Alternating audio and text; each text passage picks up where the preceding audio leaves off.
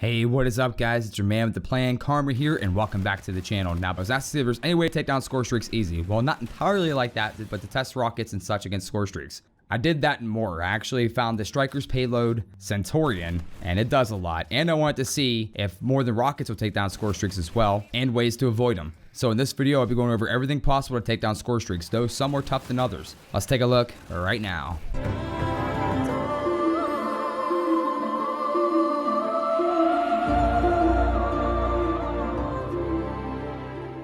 Okay, let me first just start out by saying to take down some Scorestreaks, it is not a very easy thing to do in this game.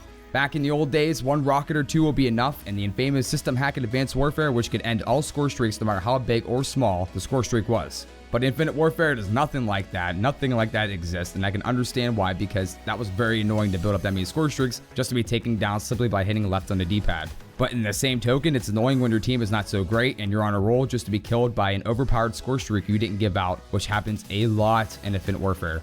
The Warden and the Vulture are probably the most annoying Scorestreaks when this happens. So the question is, how can you avoid being killed by Scorestreaks that you didn't give out or just had a bad game altogether? Well, I would first look at the Warden, since I think it is the most used Scorestreak and the most overpowered Scorestreak in this game, and one of the first Scorestreaks already unlocked after besieging. Now let me say, to take down the Warden is no easy feat to do. If you're using rockets, it takes the entire rocket's ammo capacity and then some. You could shoot the Warden first and then use the rockets, which kind of makes more sense to do it that way other than just keep firing rockets at it. You may be able to get off with only using the entire rocket's ammo capacity. But since the spawns do suck in this game, and they do suck, while you're firing off that many rockets and shooting or whatever you're trying to do to the Warden, more than likely you're going to be swarmed in every direction and be killed very, very quickly. And forget the P-Law and the grenade launcher, because the P-Law doesn't do jack to it, and the grenade launcher can't even reach a damn Warden. So I then decided it may be clever to use the rigs, but most rigs can't even reach it, or doesn't damage it enough significantly to make a difference, unless you use the Warfire's Claw, and it has to be very, very close to the ground. But even then, without the blind eye perk on, you're going to be screwed very quick.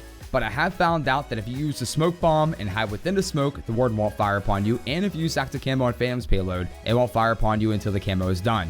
This may come in handy if you're running from one building to the other, but only if you're running from one building to the other. Other than that, I would say set up a class with blind on it that you can quickly set up to before you die once, and then you should be golden. Or you could use a default class that has blind eye already on it if you're decent with a sniper, because that is a default weapon on that class. Or simply hiding a building and wait until the Warden is done or be destroyed by someone else. This rule applies to any lethal Scorestreak that is way above ground, like the Thor and such.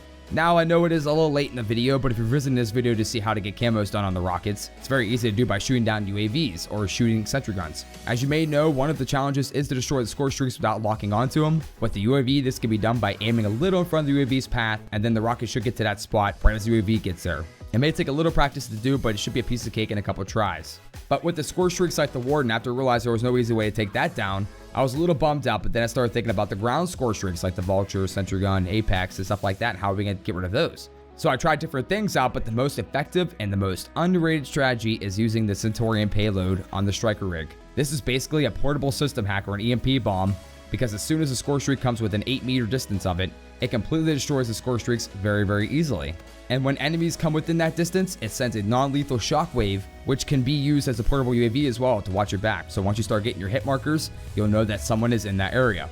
But I think the most effective way to use the Centurion is to have it on hand and a chance that an enemy gets a Vulture, Apex, or the big robot. You throw this payload out when you see the Scorestreak coming at you in the minimap, because sometimes, like the Apex and the big robot, the big-ass robot, I don't know what it's called, I forget what it's called, but once that starts coming at you, you can set that down, and I'm not even joking, guys, it takes out that very high Scorestreak in a matter of 1 to 2 seconds of contact. The best part is you can have more than one at a time, and it does persist after death, and a chance a ground Scorestreak is coming your way.